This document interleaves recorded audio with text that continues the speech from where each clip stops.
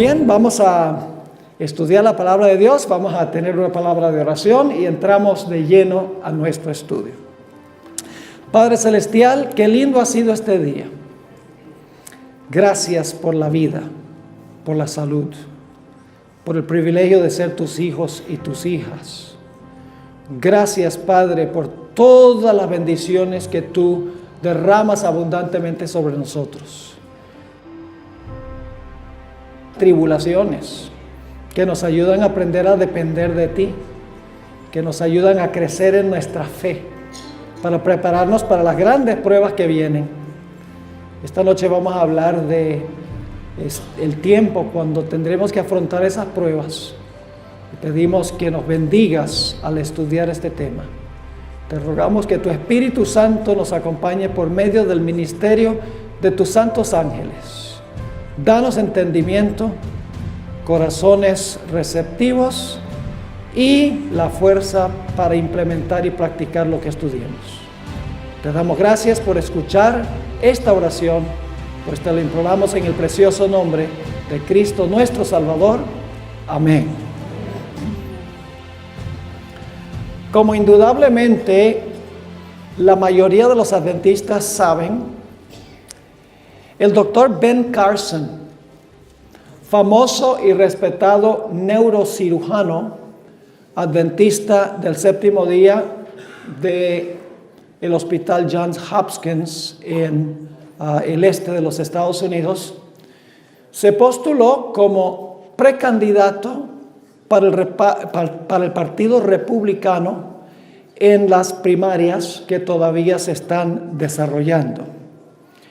Aun cuando la candidatura del doctor Carson fracasó y tuvo que clausurarse, algunos medios de comunicación se enteraron de los puntos de vista en cuanto al fin que albergaba el doctor Carson como adventista del séptimo día. Creo yo que si él hubiera hecho mejor en las primarias, los medios de comunicación grandes hubieran compartido esta perspectiva de eventos finales que cree el doctor Carson. Yo quiero compartir con ustedes un blog que fue escrito por un individuo bien conocido en los medios de comunicación. Su nombre es David Korn. El blog apareció el 2 de octubre del año 2015, cuando el doctor Carson estaba bien arriba en las encuestas de los precandidatos republicanos. Debo decir que también hubo otras organizaciones que también se enteraron de los puntos de vista del doctor Carson en cuanto a los eventos finales. Quiero compartir con ustedes lo que escribió David Korn en su blog sobre la escatología del doctor Carson. Escatología significa su perspectiva de eventos finales. Así lee: Ben Carson, el neurocirujano jubilado, quien está entre los primeros contendores republicanos del 2016, sostiene algunas creencias inusuales. Al defender el creacionismo, el doctor Carson ha dicho que Satanás inventó la teoría del Big Bang. ¿Sabe lo que es la teoría del Big Bang, no? Y que también Satanás inventó la promoción del evolucionismo. Y el doctor Carson ha adoptado y endorsado una teoría conspirativa al estilo McCarthy, que afirma que marxistas nefastos por décadas han infiltrado todos los niveles de la sociedad americana, incluyendo las asociaciones de padres y maestros, con el fin de destruir a los Estados Unidos. Pero según parece, la cosmovisión conspirativa de Carson va mucho más allá de esto. En una charla que dio hace un año, Carson, quien es adventista del séptimo día, indicó que acepta una profecía oscura que emitió hace siglo y medio una fundadora de la iglesia. Ella pretendió, está hablando de la hermana White, ella pretendió que como parte del panorama del tiempo del fin, Vendrá un tiempo en que los adventistas del séptimo día serán puestos en prisión por el gobierno y aún ejecutados meramente por observar como el día de reposo el sábado en vez del domingo. Y luego hace la pregunta: ¿cree pues Ben Carson que cuando venga el Big Bang espiritual, sus correligionistas serán arrestados, puestos en prisión y ejecutados? Aunque Carson menciona su fe en Dios cuando habla en público y en campañas, no ha discutido este concepto fundamental de la Iglesia Adventista del Séptimo Día. Pero hace un año sí se refirió a esto cuando fue invitado a predicar un sermón en una iglesia adventista del Séptimo Día en Australia. Cuando le preguntaron que describiera el panorama de los Estados Unidos, Carson dijo que la mayoría de la gente en los Estados Unidos tiene miedo de declarar su fe. Y luego continuó el doctor Carson diciendo, todavía el que está escribiendo: no sé cuál es el plan de Dios para mí en todo esto, pero sí sé al mirar las profecías que los Estados Unidos jugará un papel muy grande, que habrá primero un gran despertar religioso y lo más probable es que se levantará la persecución, particularmente por causa del sábado, y esa persecución vendrá de parte de la derecha y no de parte de la izquierda. Está hablando de la derecha y la izquierda política. Así que los medios de comunicación descubrieron los puntos de vista de eventos finales que tenía el doctor Carson. Y claro, David Korn está criticando, llamando al doctor Carson conspiracionista. Ahora, ¿qué hubiera sucedido si Carson hubiera tenido más éxito en las primarias? Podemos estar seguros que los medios de comunicación como ABC, CBS, NBC, CNN, Fox News Channel y otros medios de comunicación más grandes indudablemente hubieran cuestionado los puntos de vista de eventos finales del Dr. Carson.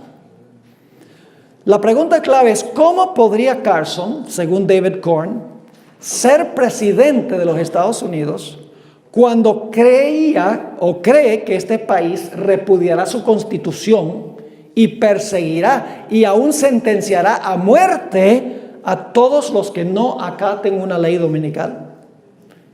¿No es este punto de vista antipatriótico? ¿Y no es alta traición contra el gobierno de los Estados Unidos sobre el país sobre el cual esperaba gobernar? Y claro, la pregunta para nosotros es: ¿hay alguna base para tal perspectiva tan conspirativa?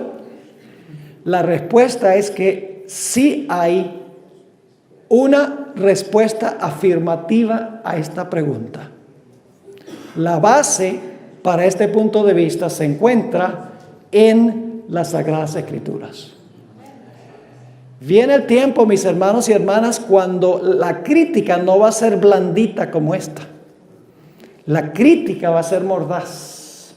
Y necesitamos prepararnos para ese tiempo, cuando cada punto de nuestra fe será severamente criticado por los medios de comunicación y por el mundo religioso en general. El problema, mis hermanos y hermanas, es que los medios de comunicación seculares no son capaces de comprender los eventos finales. Y la razón por la cual no son capaces de entender los eventos finales es porque no confían en la historicidad de la Sagrada Escritura. Por ejemplo, yo he escuchado a muchos que están en los medios de comunicación que dicen que esa idea de que hubo un diluvio universal, eso es ridículo. Y se refieren a una tradición babilonia que se llama la epopeya de Gilgamesh, para decir, eso era un mito y la historia de un diluvio era un mito también. Ahora, si no creen que hubo un diluvio universal, van a creer que será igual en la segunda venida de Jesús. Si no creen en la historia de Génesis van a creer el panorama que encontramos en el libro de Apocalipsis. No aceptan el relato de la creación como literal. No aceptan el relato del diluvio como literal. No aceptan el relato de la Torre de Babel como literal. Dice que estas son leyendas y mitos que se pasaron de generación en generación. Y como no creen que lo que contiene los primeros capítulos de Génesis es literal e histórico, no pueden concebir que puede haber un fin como el que describe el libro de Apocalipsis. Así que nosotros que sí creemos en la Sagrada Escritura, nos incumbe no solo entender estas cosas, sino que nos incumbe enseñarlas a otras personas. Ahora quiero que vayamos a Génesis 11. Vamos a estudiar Génesis 11 porque lo que vamos a notar es que lo que ocurrió en Génesis va a volver a ocurrir en el libro de Apocalipsis. Y si no creemos que lo que sucedió en Génesis fue literal, no tenemos ninguna base para creer que lo que va a ocurrir en el futuro va a suceder literalmente. Génesis, el capítulo 9 y el versículo 1. Esto es después del diluvio universal. Dice allí, en Génesis 9:1, bendijo Dios a Noé y a sus hijos, y les dijo, fructificad y multiplicaos y llenad la tierra. Lo que Dios le dijo a Noé y a su familia es, espárzanse por la tierra, poblen toda la tierra. Pero la Biblia nos dice que en realidad los seres humanos, muy poco después del diluvio, desobedecieron el mandato de Dios de que debían dispersarse en colonias en todas partes de la tierra. Hubo un individuo, según Génesis el capítulo 10, que fue el constructor de Babilonia, que se llamaba Nimrod. Ahora, en el libro de Génesis, mis hermanos y hermanas, los nombres son muy importantes. El nombre denota el carácter de la persona o el carácter del lugar. Por ejemplo, tenemos el nombre Jacob. Ese nombre describe el carácter del personaje. Significa suplantador, y así era. Pero cuando luchó con el ángel, se le cambió el nombre a Israel, príncipe de Dios, porque su carácter había cambiado. Los nombres importantes. El nombre Abraham fue cambiado a Abraham. Sarai, Risa, fue cambiado a Sara. El nombre de un lugar, Yahweh Jireh. ¿Recuerdan? En Génesis el capítulo 22, Jehová proveerá, cuando Abraham estuvo dispuesto de ofrecer a su propio hijo. Cuando Jacob luchó con el ángel, el nombre del lugar se llamaba Peniel, que significa el rostro de Dios. Dice, porque he visto a Dios cara a cara y he sobrevivido. Es decir, en Génesis, cuando hay un nombre, no es solo un distintivo, sino que es importante en describir el carácter de la persona o el carácter del lugar. Y podríamos mencionar también la palabra Babilonia, de lo que vamos a hablar. ¿Qué significa Babilonia? Confusión, exactamente. ¿Ese es el carácter de Babilonia? ¿Confusión? ¿Cómo no? El nombre describe el carácter. Y por lo tanto, cuando Génesis el capítulo 10 nos dice que el constructor de la ciudad de Babilonia y de la torre de Babel fue un personaje llamado Nimrod, tenemos que prestarle atención al nombre de Nimrod. El nombre Nimrod significa rebelión. ¿Le cuadra bien el nombre al constructor de la ciudad de Babilonia y su torre? ¿Le cuadra bien el nombre? Rebelión. ¿Cómo no? Es decir, que Nimrod dijo, no vamos a esparcirnos por todo el mundo en colonias, en diferentes lugares. Vamos a consolidarnos y a unirnos en un solo lugar. Contrario al mandato de Dios. Vamos a Génesis, el capítulo 11. Génesis, el capítulo 11. Y vamos a leer los versículos 1 y 2 en cuanto a este mundo que existía en los días de Nimrod. Dice allí, tenía entonces toda la tierra una sola lengua y unas mismas palabras. No había diferentes idiomas. Todos estaban en la misma página. En inglés decimos, we're all on the same page. Todos estaban en la misma página. No significa esto que solamente hablaban un idioma, sino que significa que estaban todos con un mismo modo de pensar. Y sigue diciendo, tenía entonces toda la tierra una sola lengua y unas mismas palabras, y aconteció que cuando salieron de oriente hallaron una llanura en la tierra de Sinar y se establecieron allí. Y empezó a crecer la colonia. Esto es como 100 años después del diluvio. Y está creciendo esta colonia y la gente se está centralizando allí. No quiere dispersarse como Dios había mandado. Claro, todos hablaban el mismo idioma y tenían la misma cultura, básicamente. Y por lo tanto, ahora deciden desempeñar un proyecto. Se encuentra en los versículos 3 y 4 de Génesis 11, el proyecto. Y se dijeron unos a otros, vamos, hagamos ladrillos y cozámoslo con fuego. Y les sirvió el ladrillo en lugar de piedra y el asfalto en lugar de mezcla. Y dijeron, vamos, y ahora escuchen la terminología, y edifiquémonos una ciudad. En inglés dice, let us. Es decir, se trata de ellos, lo que ellos quieren. Dice, edifiquémonos una ciudad y una torre, cuya cúspide llegue ¿hasta dónde? Hasta el cielo, y hagámonos un nombre. ¿Qué quiere decir hagámonos un nombre? Hagámonos famosos. ¿En quién se centró esta empresa? ¿En Dios? Oh, en ellos, la grandeza de ellos, la fama de ellos. Dicen entonces, vamos, edifiquémonos una ciudad y una torre cuya cúspide llegue al cielo, y hagámonos un nombre. Y ahora fíjense por qué no querían, que ellos no querían esparcirse como Dios había dicho, porque sigue diciendo, por si fuéramos ¿qué? Esparcidos sobre la faz de toda la tierra. ¿Qué era lo que no querían? No querían esparcirse.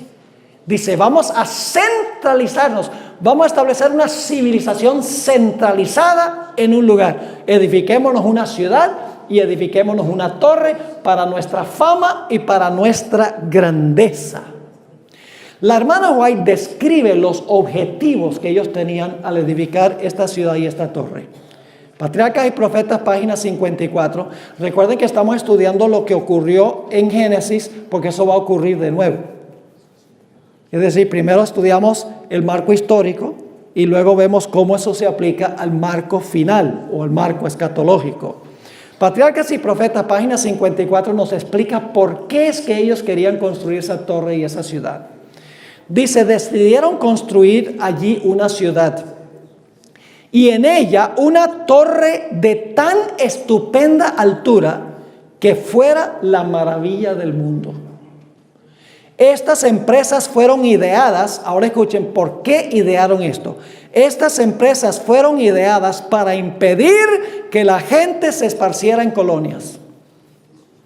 No queremos centralizar y mantener a todo el mundo unido. Sigue diciendo la sierva de Dios, Dios había mandado a los hombres que se diseminaran por toda la tierra, que la poblaran y que se enseñoreasen de ella. Pero estos constructores de la Torre de Babel decidieron mantener su comunidad unida en un solo cuerpo.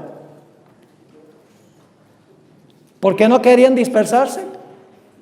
Porque querían estar unidos en un solo cuerpo.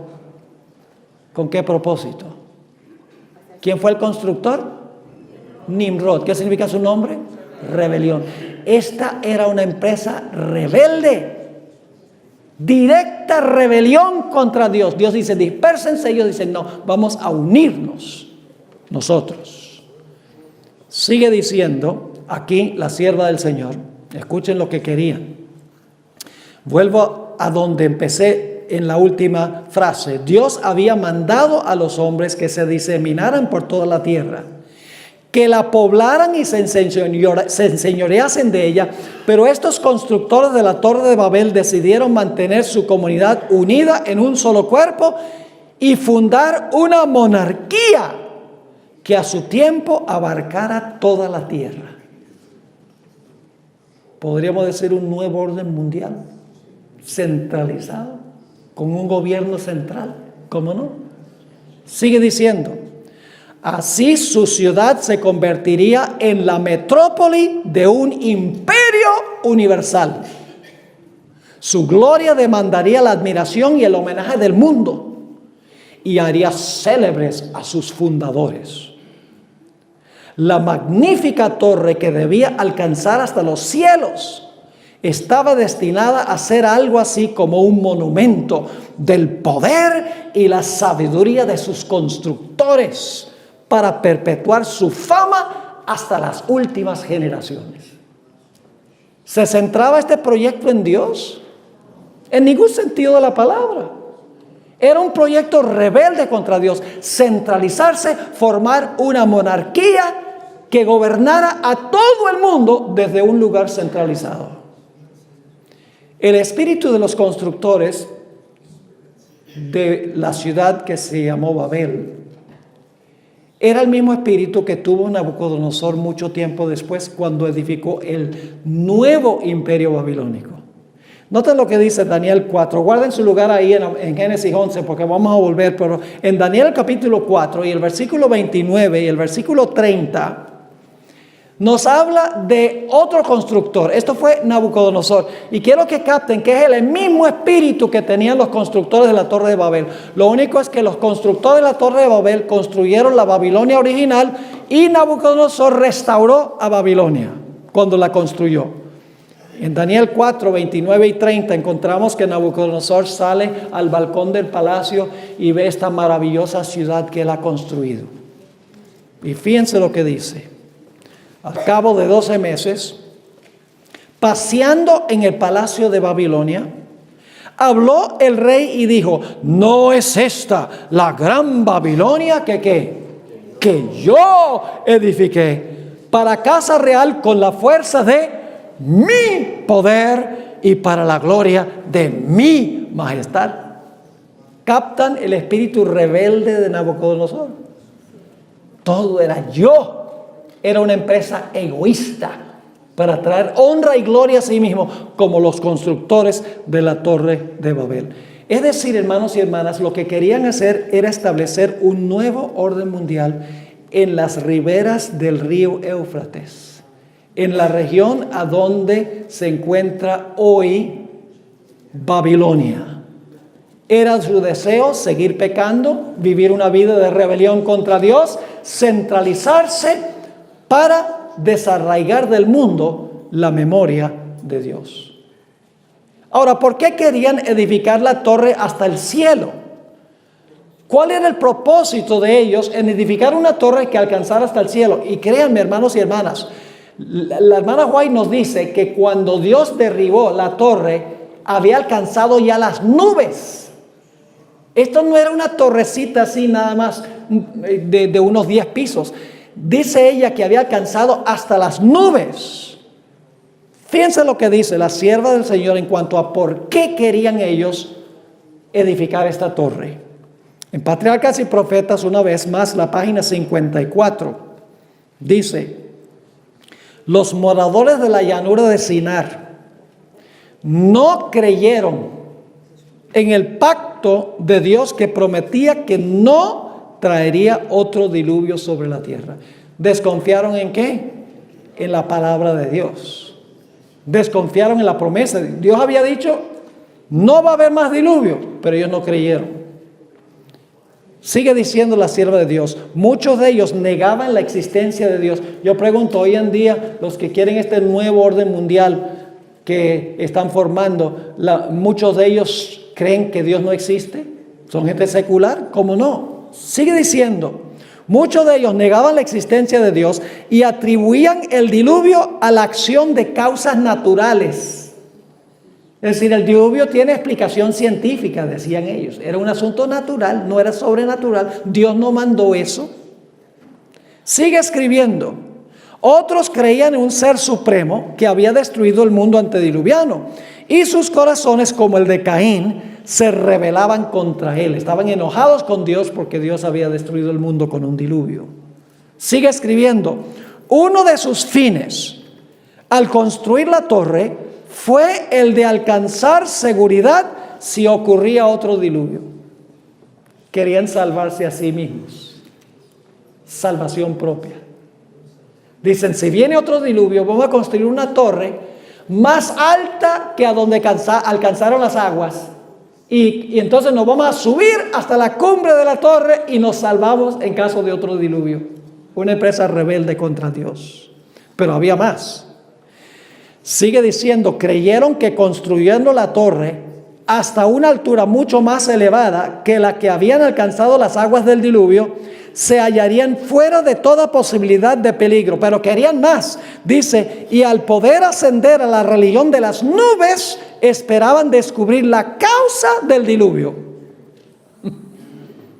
Querían explicar científicamente la razón del diluvio. Qué tremenda rebelión. Confiados en la ciencia, confiados en su propia habilidad para escapar a la destrucción, queriendo establecer un nuevo orden mundial centralizado, una monarquía desde donde se gobernara todo el mundo y todas las personas se acataran unidos a este nuevo orden mundial. En Génesis 11:5 encontramos que Dios estaba observando esta empresa. Dice allí en Génesis 11:5, esta es la investigación. ¿Ve? Ya hablamos del proyecto de construcción, los motivos de los constructores. Ahora vamos a hablar de la reacción de Dios, la investigación que hace Dios de esta situación.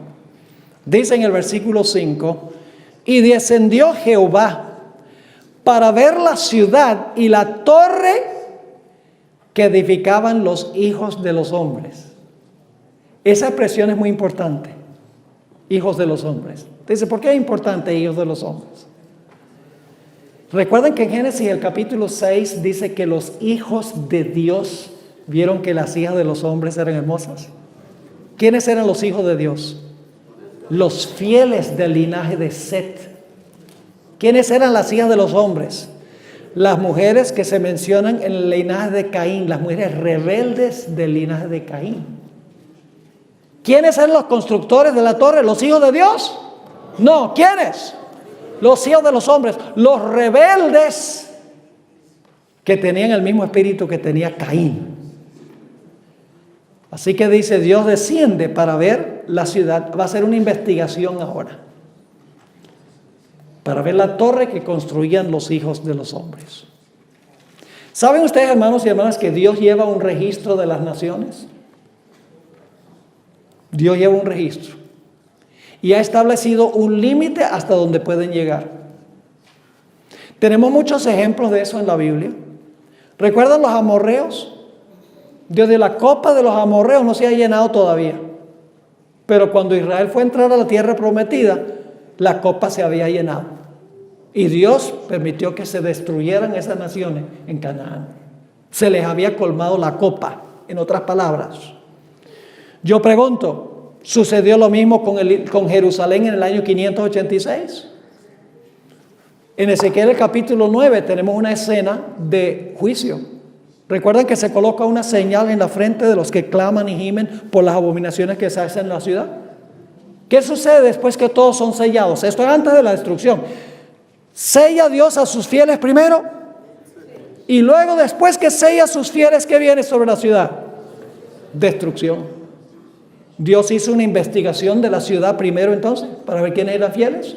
¿Cómo no? Yo pregunto, ¿lo mismo sucedió cuando cayó Babilonia? En Daniel 5. ¿Recuerdan la escritura sobre la pared? Esto es antes que cayera la ciudad. Apareció un dedo escribiendo Mene, Mene, Tekel, Upharsin. Has sido pesado en balanza, has sido hallado falto, tu reino es dividido y dado a los medos y los persas. Dios dictó sentencia, dijo, se llenó la copa de Babilonia.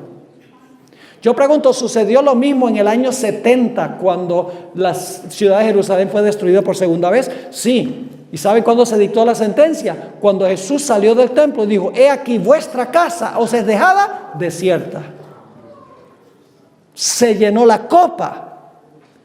Y yo pregunto, ¿se va a llenar la copa también para los Estados Unidos? Va a llegar el día que cuando yo diga eso, él va a decir, eso es sedición en contra de los Estados Unidos. Esa es alta traición contra el país. Pues está hablando, ¿cómo va a hablar mal del país? ¿Va a pasar así o no va a pasar? Exactamente como lo dijo Ben Carson. Y los medios de comunicación, ¿qué van a decir? Pues decir, mire, esos son traicioneros a la patria.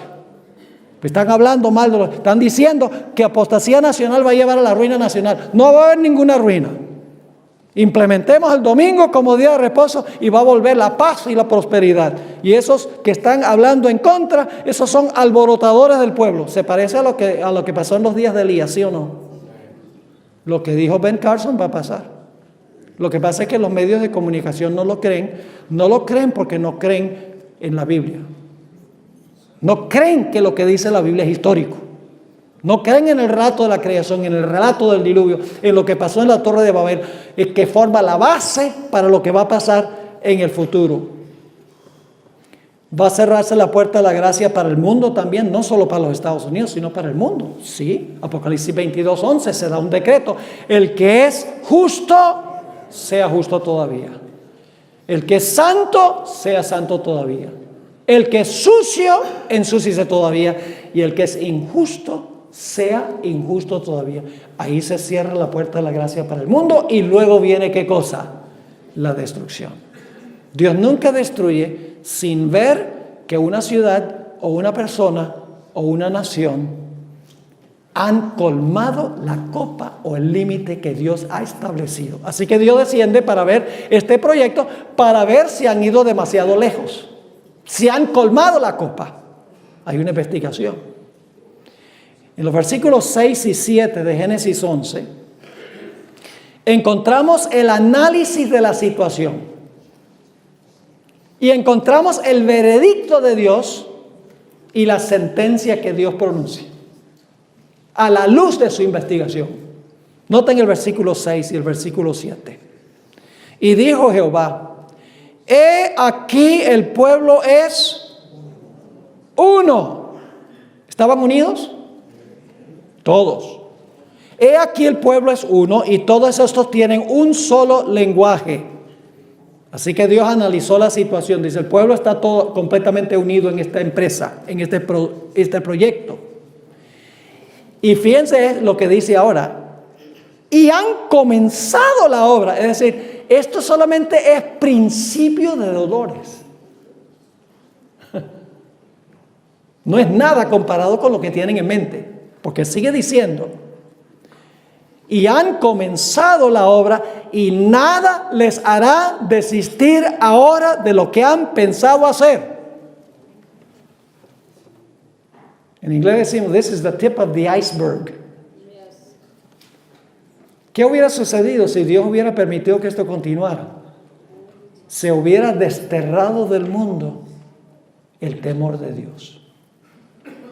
Sigue diciendo, ahora Dios pronuncia el veredicto. Lo que va a hacer a la luz de la investigación. Pronuncia sentencia. Dice en el versículo 7, ahora pues descendamos y confundamos allí su lengua, para que ninguno entienda el habla de su compañero. Así que Dios pronuncia sentencia. Y la sentencia va a ser que toda esta gente empiece a hablar diferentes idiomas. Ellos no se quieren dispersar, pues yo los voy a obligar que se dispersen. Y luego en el versículo 8 y 9 está la ejecución de la sentencia. Dice, así los esparció Jehová desde allí, sobre la faz de toda la tierra. ¿Qué hizo Jehová? Jehová dijo, mire, si ustedes no se dispersan, yo los disperso. Dice, los dispersó Jehová, o los esparció Jehová desde ahí sobre la faz de toda la tierra, y dejaron de edificar la ciudad.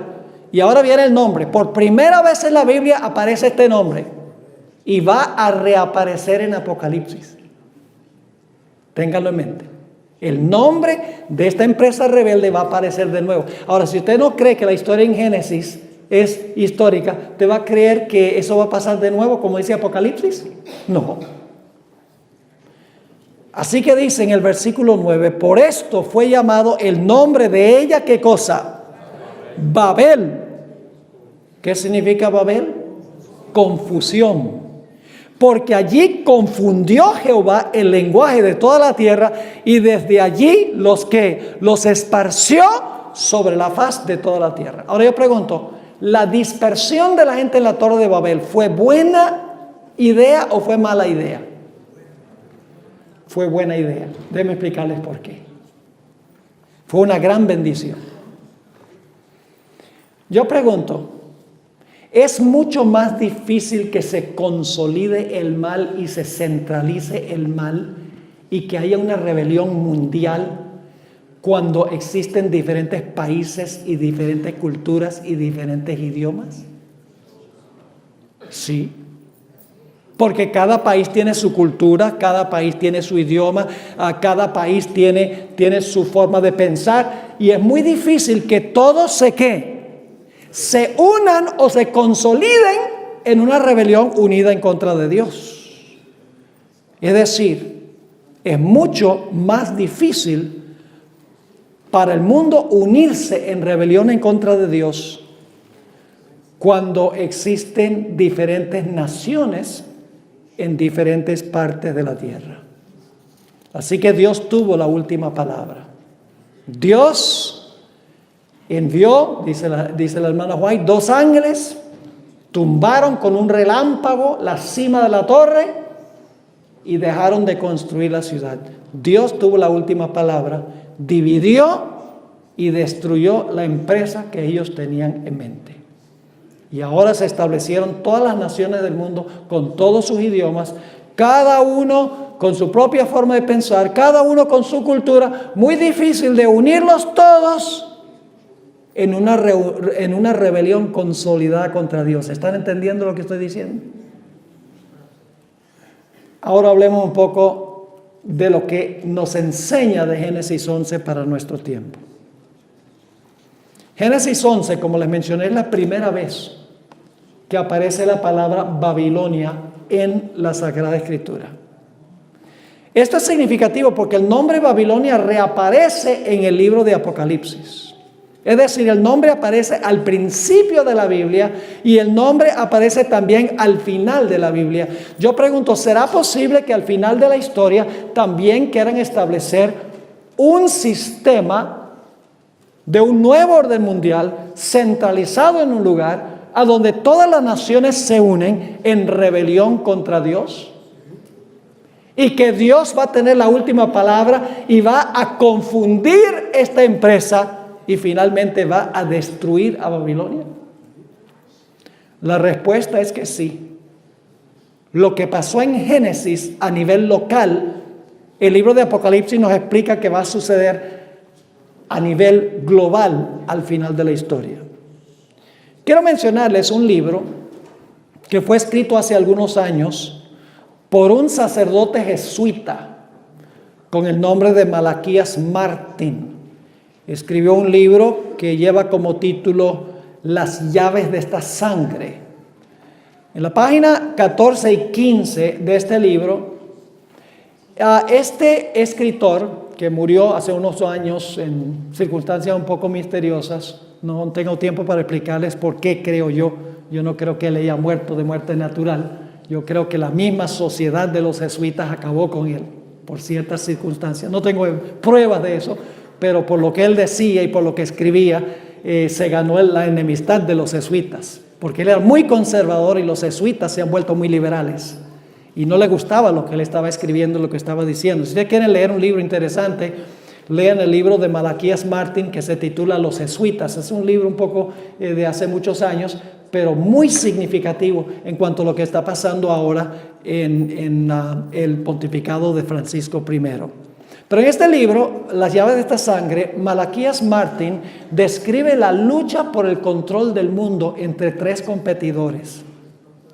El primer competidor en esa época era Mikhail Gorbachev, quien era el gobernante en la Unión, lo que fue la Unión Soviética. El comunismo, en otras palabras, era uno de los sistemas que estaba luchando por el dominio del mundo. El otro competidor era el capitalismo occidental, manifestado en aquella época primordialmente por los Estados Unidos y el presidente Reagan. Y el tercer competidor era Juan Pablo II, el Papa romano. Y en el libro, el propósito de este libro es para Malaquías Martín mostrar que de los tres competidores solo uno podía ganar. Y garantizó que el que iba a ganar era el papado. Fíjense lo que escribió este hombre. Hay una gran similitud que comparten estos tres competidores globales. Cada uno tiene en mente un gran diseño particular para unir y gobernar el mundo. Fíjense, ¿cuál es el gran diseño? Unir y ¿qué? Gobernar el mundo. ¿Desde dónde? Desde un lugar central. Sigue diciendo, su competencia geopolítica tiene que ver con cuál de los tres formará, dominará y manejará el sistema mundial que reemplazará, escuchen bien, importante esto, quién formará, dominará y manejará el sistema mundial que reemplazará el sistema decadente de naciones. Lo que él quiere es deshacerse de la idea de naciones independientes y quiere que unir todo en un nuevo orden mundial, en un sistema unificado en rebelión en contra de Dios. Y claro, él dice, solo uno puede ganar. Y él dice, el que va a ganar es el obispo de Roma, el papado. Y en el libro él dice, la razón es muy clara. Jesús le dijo a Pedro que él era la roca y sobre él iba a construir la iglesia y las puertas del infierno no iban a prevalecer en contra de la iglesia. Dios garantizó que la iglesia es la que iba a ganar. Eso es lo que escribe en su libro, la iglesia católica es la que iba a ganar, según él.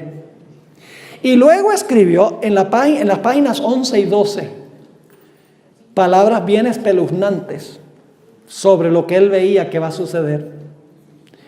Dice, una vez que la competencia se haya decidido, es decir, una vez que uno de los tres haya ganado, el mundo y todo lo que está en él, nuestra forma de vida como individuos y como ciudadanos de las naciones, nuestras familias y nuestros trabajos, nuestro comercio y dinero, nuestros sistemas educativos y nuestras religiones y nuestras culturas, hasta los símbolos de nuestra identidad nacional, que la mayoría de nosotros siempre hemos tomado por sentado, todo habrá sido poderosa y radicalmente alterado para siempre. Todo se va a alterar, dice él. Y luego declara lo siguiente, nadie quedará exento de sus efectos. Ningún sector de nuestras vidas permanecerá intacto. Nadie que esté familiarizado con los planes de estos tres rivales tiene ninguna duda de que solamente puede ganar uno de ellos. Y luego dice, el que va a ganar es el obispo de Roma. Mis hermanos y hermanas, el libro de Apocalipsis nos dice que al final de la historia va a suceder lo que dice Malaquías Martín. No es que él sea profeta, sino por la larga trayectoria de historia de la Iglesia Católica, él sabe que la Iglesia Católica, que el papado, tiene tanto poder con todas las naciones que finalmente va a poder unificar a todo el mundo a pesar de las muchas naciones, a pesar de las muchas culturas y a pesar de las diferencias entre una nación y otra en términos de lenguaje. Vamos a mirar lo que dice el libro de Apocalipsis. El capítulo 17 y el versículo 1 al 6. Para que ustedes se den cuenta que va a haber esta coalición mundial. El libro de Apocalipsis lo dice, igualito que pasó en la Torre de Babel, solo que allá era en un lugar geográfico limitado. Al final de la historia va a ser a nivel global, a nivel del mundo. Y algunos dicen, pero pastor, ¿cómo es que se va a unir la India? ¿Cómo se van a unir los países musulmanes? ¿Cómo se van a unir todos los cristianos? Todo el mundo. Eso es una imposibilidad. Mis hermanos y hermanas, no es una imposibilidad. La profecía dice que va a pasar. Noten Apocalipsis 17, el versículo 1 al 6. Vino entonces uno de los 7 ángeles que tenía las 7 copas y habló conmigo diciéndome: ven acá, te mostraré la sentencia. ¿Contra quién? Contra la gran ramera. ¿Qué representa una ramera? Una iglesia. ¿Qué clase de iglesia? Una iglesia apóstata que se ha prostituido. ¿Cuál iglesia es esta en el mundo actual? El papado. Pero no es el único, no es el único sistema que va a jugar un papel. La cual está sentada sobre ¿qué? Muchas aguas. ¿Qué son muchas aguas? ¿Qué representan las muchas aguas? Apocalipsis 17:15 dice: las aguas sobre las cuales se sienta la ramera son muchedumbres, naciones, lenguas y pueblos. Yo pregunto, ¿la ramera va a gobernar sobre todas las naciones del mundo? ¿Qué significa el acto de sentarse? Gobernar. Se le llama la reina en Isaías 47. Babilonia es la reina de todos los reinos. Es decir, la gran ramera, este sistema religioso apóstata, va a tener control de toda nación, tribu, lengua y pueblo, según dice esto. Pero ahí no termina la cosa. Versículo 2. Con la cual han fornicado los reyes de la tierra. ¿Quiénes más se van a unir? ¡Wow! Entonces, es este sistema religioso apóstata. ¿Se unen con quién? Las muchas aguas, las muchedumbres. ¿Y quiénes más? Los poderes políticos del mundo. Dice: los reyes de la tierra y los moradores de la tierra se han embriagado con el vino de su fornicación. Y el versículo 3 dice: me llevó en el espíritu al desierto, vi una mujer sentada sobre una bestia escarlata llena de nombres de blasfemia, que tenía 7 cabezas y 10 cuernos, y la mujer estaba vestida de púrpura y escarlata y adornada de oro, de piedras preciosas y de perlas, y tenía en la mano un cáliz de oro lleno de abominaciones y de la inmundicia de su fornicación, y en su frente un nombre escrito, un misterio. ¿Qué nombre lleva? ¿Qué nos hace pensar eso? Babilonia. ¿Dónde tenemos que ir para entender ahí Babilonia? Génesis 11. La primera vez que aparece el nombre. Tiene que haber una relación. Porque si tienen el mismo nombre, es el mismo carácter. ¿Están conmigo o no están conmigo? Pero hay otros 2 que van a cooperar también. Porque dice que se llama Babilonia la Grande, la que... ¡oh, la madre de las rameras! Entonces, ¿qué tiene la ramera? ¡Hijas! ¿Y quiénes son las hijas que nacieron de ella? Las iglesias protestantes. Nacieron de ella en el siglo XVI. Sí, señor. Pero hay más. Hay más. Terminemos con el versículo 6. Dice: vi a la mujer ebria de la sangre de los santos y de la sangre de los mártires de Jesús, y cuando la vi quedé asombrado con gran asombro. Yo pregunto entonces, mis hermanos y hermanas, ¿quién va a controlar todo el sistema mundial? ¿Las hijas? ¿Los reyes? ¿Las muchedumbres? ¿Quién? La ramera, Babilonia. Pero hay otro elemento que va también a unirse. Noten lo que dice Apocalipsis 18:3. Todo el capítulo 18 describe a otros que se van a unir. Porque no son solamente los reyes del mundo, los reyes de la tierra y todo el mundo, dice en el capítulo 16. No solamente son las hijas, no solamente es la madre, no son solamente los reyes de la tierra, no son solamente las muchedumbres, sino hay otro sector de la sociedad. Dice en Apocalipsis 18:3. Porque todas las naciones han bebido del vino del furor de su fornicación. Esa es Babilonia. Y sigue diciendo: y los reyes de la tierra han fornicado con ella. Y ahora escuchen bien: y los que, los mercaderes de la tierra, se han enriquecido de la potencia de sus deleites. Todo el comercio mundial se va a unir también con la ramera. ¿Está describiendo esto un nuevo orden mundial? Dominado por Babilonia, por la ramera. Lo mismo que sucedió allá en Génesis. Yo pregunto, ¿quién va a tener la última palabra? Dios va a tener la última palabra. Nota lo que dice Apocalipsis 16, 17 al 21. Este sistema va a caer como cayó Babilonia allá. Y va a ser rudo el momento de su caída. Dice en Apocalipsis 16, esta es la séptima plaga. Las plagas son para Babilonia, según Apocalipsis. Dice: el séptimo ángel derramó su copa por el aire y salió una gran voz del templo, del cielo, del trono, diciendo: hecho está. Entonces hubo relámpagos y voces y truenos y un gran temblor de tierra, un terremoto tan grande cual no lo hubo jamás desde que los hombres han estado sobre la tierra. Y la ciudad fue dividida en 3 partes. Las 3 partes son el dragón, la bestia y el falso profeta. Antes estaban ¿qué? Unidos, pero la séptima plaga van a ser ¿qué?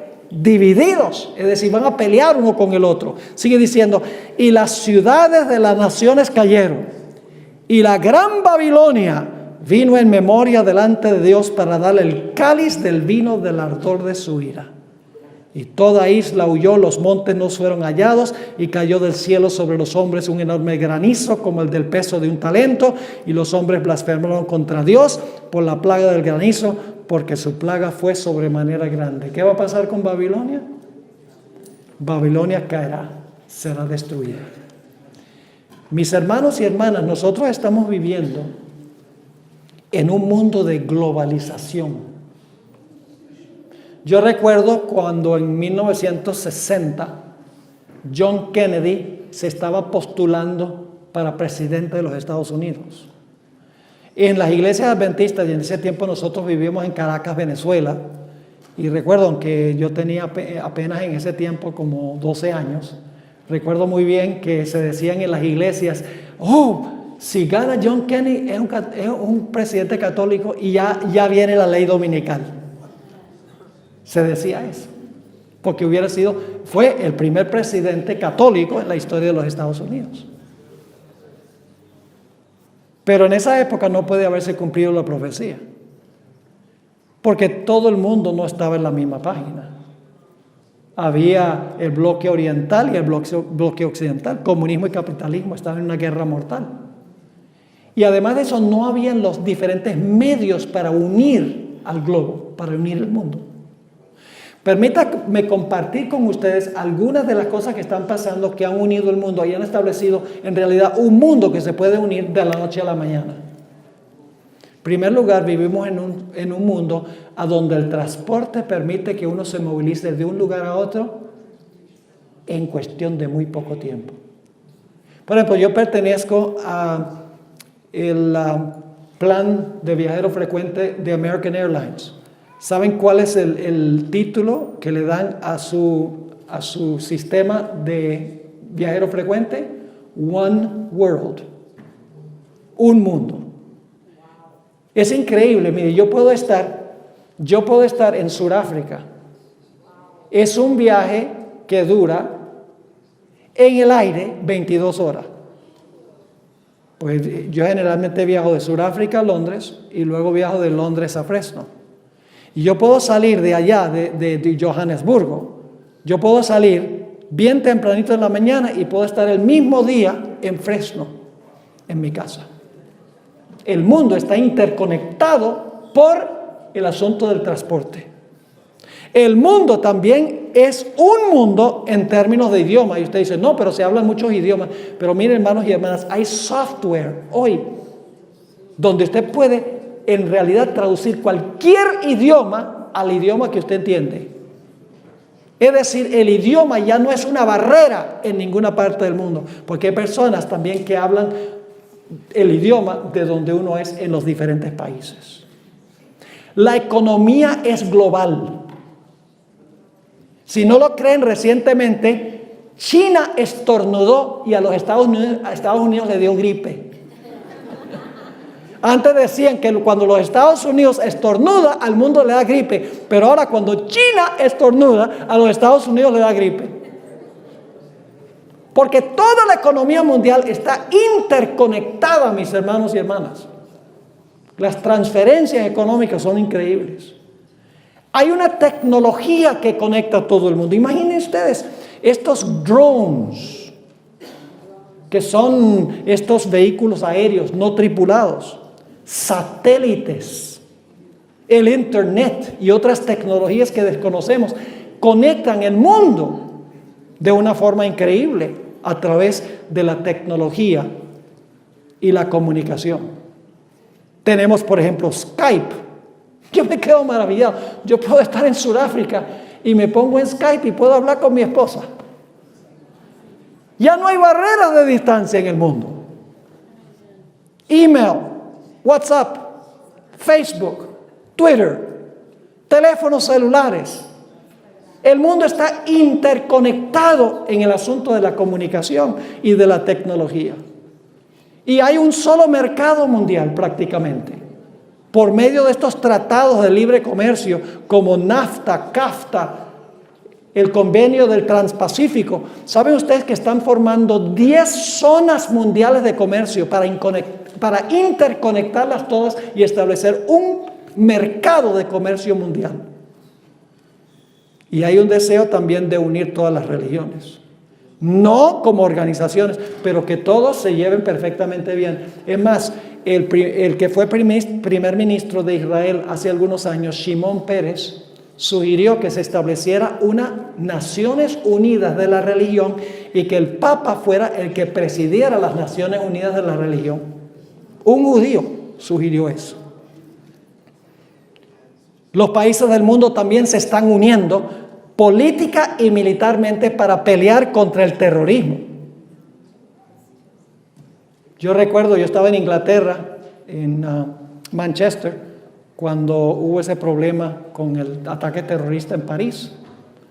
Y el siguiente día en el periódico, yo mencioné esto antes, apareció un título en letra bien grande que decía: poderes mundiales declaran guerra a ISIS, esta entidad terrorista. Los países se están uniendo para luchar contra el terrorismo. El terrorismo los une. Es más, después del ataque en París, se reunió el Consejo de Seguridad de las Naciones Unidas. Y por primera vez que yo me acuerdo en la historia, los 15 miembros del Consejo de Seguridad votaron a favor de unirse para luchar contra el terrorismo. Francisco I, el Papa Francisco I, ha adoptado 3 causas. Número 1, el cambio climático. Él es el que está presionando el asunto del cambio climático. Es más, yo no sé si ustedes saben esto, pero cuando vino a los Estados Unidos, dio un discurso en Nueva York ante las Naciones Unidas para inaugurar la sesión de las Naciones Unidas, donde dijo que las 193 naciones que estaban reunidas ahí debían apoyar el Plan 2030. El Plan 2030, si ustedes van al internet y lo buscan, lo asusta a uno. La idea es que para el año 2030 se haya resuelto a nivel global el problema del cambio climático y los países van a tener que obedecer ciertas restricciones y ciertos cambios dirigidos por las Naciones Unidas. En segundo lugar, para el año 2030, eliminar totalmente la pobreza en todo el mundo. Para eso los países capitalistas van a tener que redistribuir el dinero a los países que no tienen. ¿Ve? Es un socialismo mundial. Y la tercera causa por la cual él abogó fue salvar la integridad de la familia. Y el Papa ha conectado oficialmente, y esto no es especulación mía, porque tengo citas de él, donde habló por radio y por televisión y también reportajes en el periódico. Él ha conectado estas 3 causas con la observancia del domingo como día de reposo. Por ejemplo, él dice: el cambio climático es un problema grave. Se están derritiendo las zonas polares. Pronto las costas se van a inundar. No vamos a poder sobrevivir más de 100 años en esta civilización con el cambio climático, dice él. Y dice, una de las cosas que tenemos que hacer es darle un descanso un día a la semana al planeta. ¿A que no adivinan cuál día es ese? El domingo. Lo ha dicho abiertamente. Esto no lo estoy diciendo yo que me parece. No, él lo ha dicho. Ustedes pueden leer esto en un artículo que escribí para el newsletter de Secrets Unsealed, el último que escribí. Pueden ir a nuestra página web, está en inglés, pero pueden ir a la página web y pueden leerlo ahí, está toda la documentación. Dice en cuanto a la familia, dice, ay no, la familia nunca se puede reunir ni para el culto ni para nada porque están trabajando todo el tiempo. La familia necesita un día a la semana cuando ellos puedan no tener que trabajar y pueden ir como familia a la iglesia y renovar sus baterías espirituales. A que no adivinen cuál día es ese, el domingo. Y luego dice, mire, los pobres de la tierra, ay, sus señores capitalistas los tienen tan esclavos al trabajo. Los hacen trabajar 7 días a la semana, los pobres no tienen descanso. Los señores capitalistas deben darle a sus empleados un día libre a la semana. A que no adivinan cuál día es, el domingo.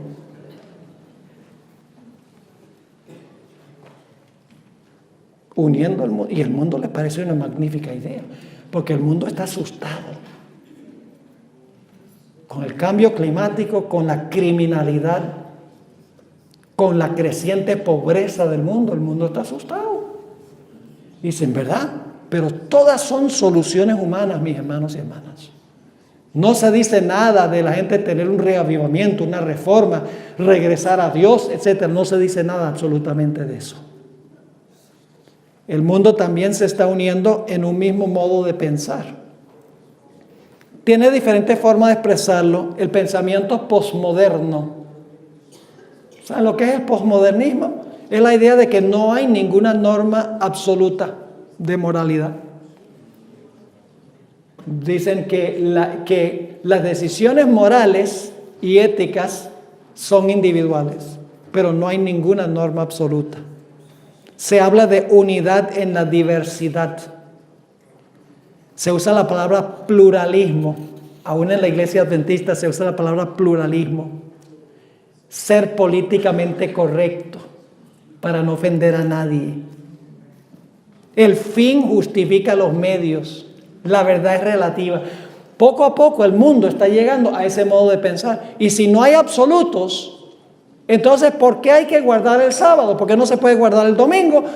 Según el modo de pensar posmoderno, bueno, ¿qué? ¿Tú piensas que debe ser el sábado? Esa es tu opinión moral. Yo creo que es el domingo, esa es mi opinión moral. Entonces, si alguno cree que es el lunes, pues puede ser el lunes también.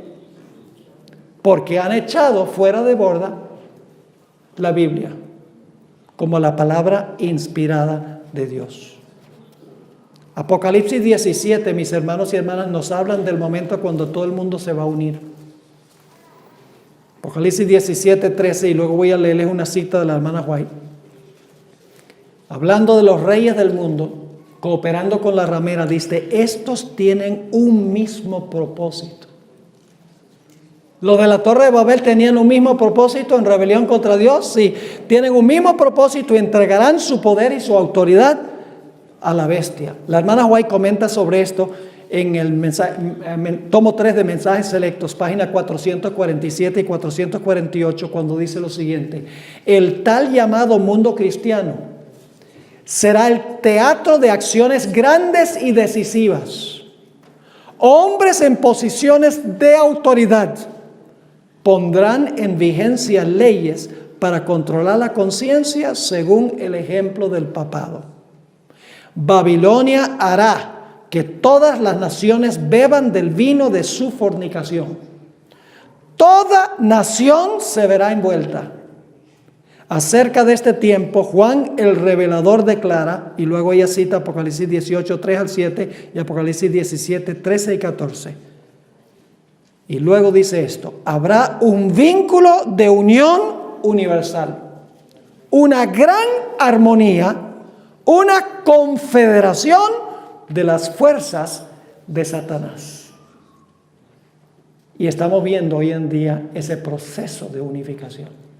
Cuando el Papa dio su discurso ante las Naciones Unidas, estaban representadas 193 naciones del planeta. Y cuando terminó de dar su discurso, los delegados de las naciones se pararon y le dieron lo que llamamos en inglés un standing ovation. Lo aclamaron todos, sin excepción, por el discurso que dio allí. Pero esto que quieren establecer es un sistema sobre la plataforma del error y la rebelión. ¿Saben ustedes que casi todos estos políticos, yo creo que, por no decir todos, creen en la teoría de la evolución? Y ninguno cree que la Biblia fue inspirada por Dios y que podamos tomar seriamente el relato que encontramos en el libro de Génesis. Ahora, las implicaciones son muy serias. ¿Qué están diciendo los países hoy en cuanto al matrimonio? Nación tras nación está redefiniendo el matrimonio, incluyendo este. 26 de junio del año pasado. 26 de junio es una fecha que vive en la infamia y también es una fecha muy importante porque es mi cumpleaños. La Corte Suprema aprobó el matrimonio homosexual a nivel de todo el país de los Estados Unidos. El 26 de junio del año pasado. Y país tras país lo ha hecho. Están redefiniendo lo que se encuentra en Génesis. Pero si usted no cree que el relato de Génesis es literal, si en realidad Dios no creó varón y hembra, entonces ¿qué base tiene para decir que el matrimonio debe ser entre un varón y una hembra? Al echar a un lado el carácter histórico de Génesis, pueden deshacerse del matrimonio, como lo definió Dios. Si usted no cree en el relato de Génesis, ¿qué sucede con el sábado? Si Dios no trabajó 6 días y reposó el séptimo día literal, y el séptimo día de hoy es el mismo séptimo día de allá, porque vinimos a existir por millones de años de evolución y no podemos confiar en el relato de Génesis, ¿qué sucede con el sábado? Se esfuma y se desaparece. Por eso van a decir el domingo se puede implementar, porque en realidad no podemos confiar de que la historia de la creación sea literal. ¿Me están entendiendo lo que estoy diciendo? Es decir, es una empresa, esta unión mundial es una empresa que se basa en el error. Es una empresa rebelde en contra de Dios. Y fíjense, hermanos y hermanas, nosotros los adventistas vamos a estar más y más en la minoría. Y aún en nuestro medio de la iglesia adventista hay eruditos que no creen que la creación fue literal y que está bien el matrimonio homosexual. Los tenemos.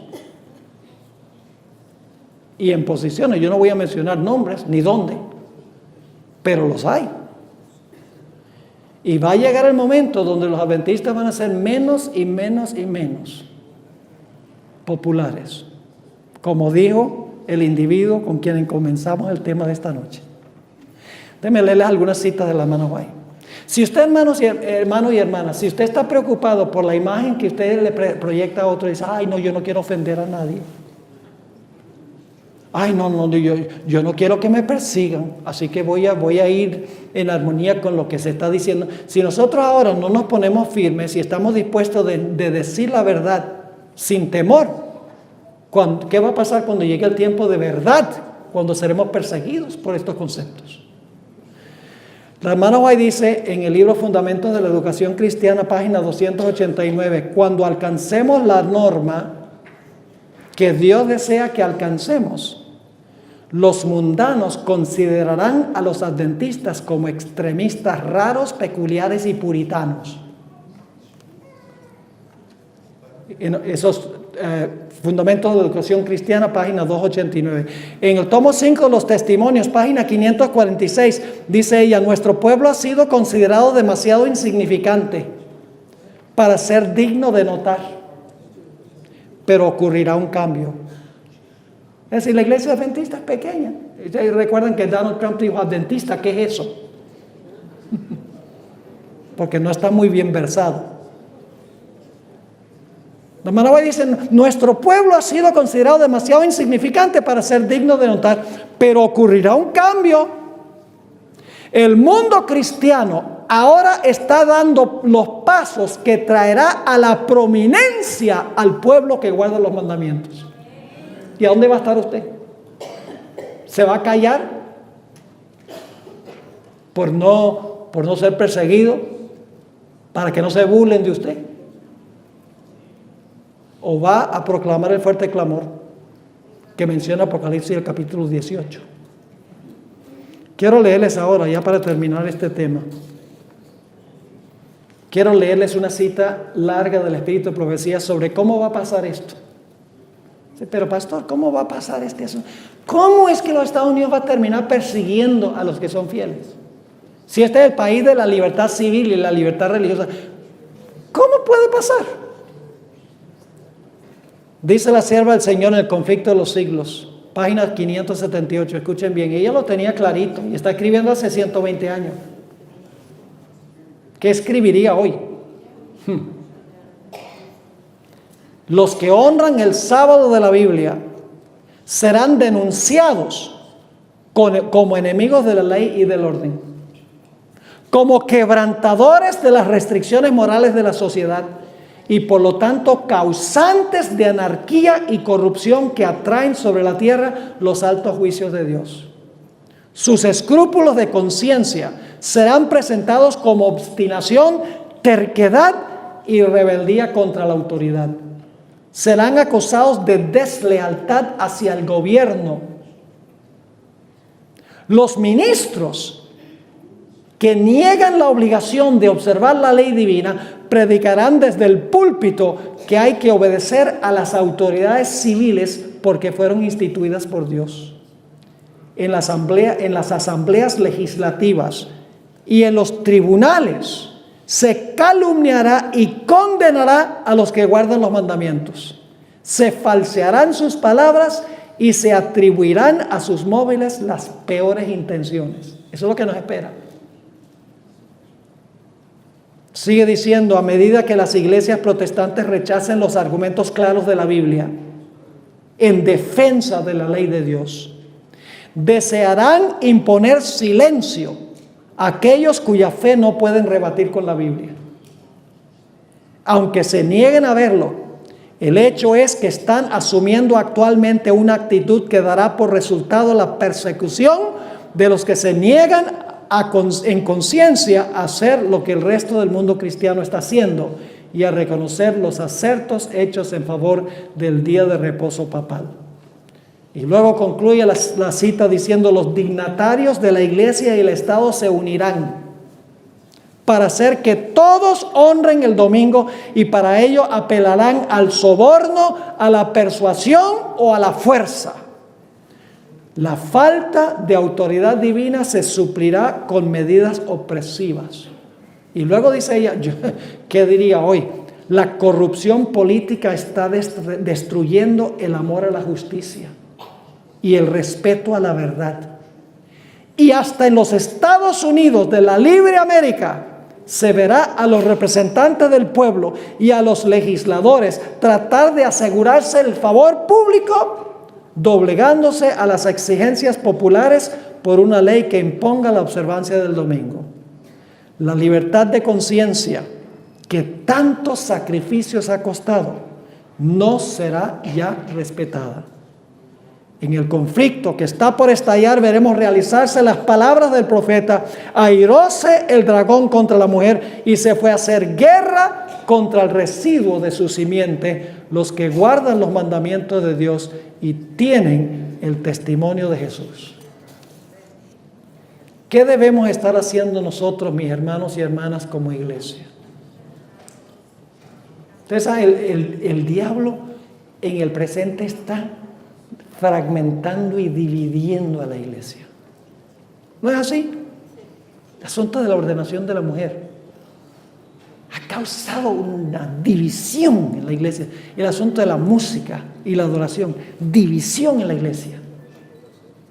El asunto del matrimonio, la definición, división en la iglesia. Divisiones doctrinales con respecto a la deidad, las personas de la deidad, en cuanto a cómo interpretar las profecías. Hay tanta división y tantas riñas en nuestra iglesia, cuando nosotros deberíamos estarnos uniendo, porque Satanás está uniendo los de él. Satanás dice, si yo divido el ejército de Dios y uno el mío, están liquidados. Por eso Jesús dijo en Juan 17 que nosotros debemos unirnos. Es el capítulo de la unidad. No unirnos en el error, sino unirnos en ¿qué? En la verdad. En Juan 17, 14 al 19, Jesús dijo, yo les he dado tu palabra. Fíjense la importancia de la palabra. Yo les he dado tu palabra y el mundo los aborreció. ¿Por qué el mundo aborrece al pueblo de Dios? Porque Él nos ha dado ¿qué? La palabra, porque edificamos sobre la palabra. Dice, yo les he dado tu palabra y el mundo los aborreció porque no son del mundo, como tampoco yo soy del mundo. No ruego que los quites del mundo, está orando a su Padre, sino que los guardes del mal. No son del mundo, como tampoco yo soy del mundo. Santifícalos en tu verdad. ¿Tú qué? Tu palabra es verdad. Como tú me enviaste al mundo, así yo los he enviado al mundo, y por ellos yo me santifico a mí mismo para que también ellos sean santificados por la verdad. Debemos unirnos, mis hermanos y hermanas, en la plataforma de la verdad. Quiero terminar leyendo aquí una cita. Tenía algún otro material, pero tenemos un segundo tema. En esta última cita, la hermana White dice, esto se encuentra en Evento de los Últimos Días, la página 136. El pueblo de los Estados Unidos ha sido un pueblo favorecido. Por eso todo el mundo quiere venir para acá. Pero hoy en día muchos no quieren venir para acá con el fin de conseguir libertad religiosa y libertad civil. El propósito es para acumular dinero. The American Dream. Que en realidad el materialismo es the American Nightmare. Porque lo que hace es convertir a la gente en materialista. Este mundo no es nuestro hogar. Mientras más acumulamos, más va a tener el Señor que quemar.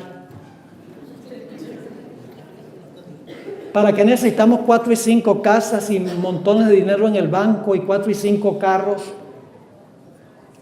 Y carros que cuestan un mundo de plata. Un carrito chiquito nos lleva del punto A al punto B. Igual. Ahora debemos estar invirtiendo en la causa de Dios. Sigue diciendo, el pueblo de los Estados Unidos ha sido un pueblo favorecido, pero cuando restringan la libertad religiosa, renuncien al protestantismo y apoyen al papado, la medida de su culpa se habrá completado y en los libros del cielo se registrará apostasía nacional. El resultado de esta apostasía será la ruina nacional. Así que, mis hermanos y hermanas, mi pregunta es esta. ¿Tenemos nosotros vergüenza hoy de nuestra religión, de nuestra iglesia, de nuestra teología? ¿Tenemos miedo de hablar con la gente? Porque nos van a considerar sectarios, ¿no? Esta gente es rara, gente que no come carne de puerco, que va a la iglesia el sábado, que cree que los muertos están muertos. Pero qué raros, si son una minoría tan pequeña. Hermanos y hermanas, nosotros deberíamos estar hablando con la gente hoy, con amor, con cariño, sí, pero deberíamos estar proclamando nuestro mensaje especial, que sepan que el mundo se está juntando y nosotros debemos también estarnos juntando en unidad.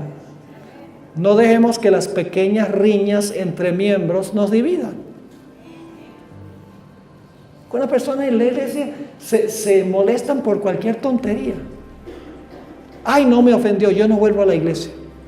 Oiga, si eso le hace salirse de la iglesia ahora, ¿qué tal cuando esté en juego la vida? Dios quiere que nos unamos sobre la plataforma de la verdad. No permitamos que el diablo nos divida. Estudiemos la palabra de Dios, estudiemos el Espíritu de Profecía, pongamos nuestras vidas en armonía con lo que Dios dice en la Biblia y el Espíritu de Profecía, y vamos a estar seguros en la crisis que viene. Aun cuando todo el mundo, dice el Espíritu de Profecía, se alíe contra el pueblo de Dios, Dios tendrá la última palabra. Y Dios, como dice en Daniel 12:1, en aquel tiempo será libertado tu pueblo, todo el que se hallara escrito en el libro. Que así sea, mis hermanos y hermanas. Oremos. Padre, gracias te damos por el privilegio de haber conocido este mensaje. Qué glorioso mensaje el que nos has dado.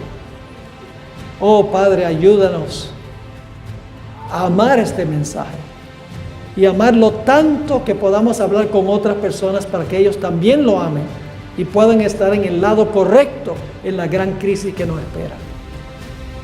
Creemos que Cristo viene pronto por todo lo que está pasando en el mundo. Queremos estar listos. Une a esta iglesia y todas las iglesias representadas acá. Gracias te damos, Padre, por habernos acompañado, por continuar con nosotros ahora en la segunda presentación. Bendice a todos aquellos que se hayan reunido aquí. Te pedimos estas cosas en nombre y por los méritos de Cristo, nuestro Salvador. Amén.